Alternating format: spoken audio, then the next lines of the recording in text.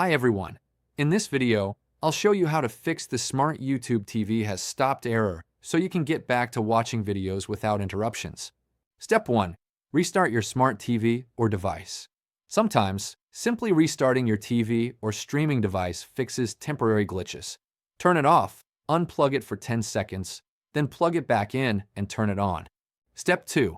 Clear app cache and data. Go to Settings, Apps, SmartTube TV, Storage.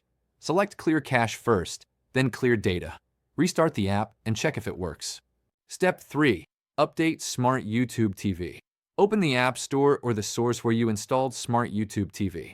Check for updates and install the latest version to fix compatibility issues.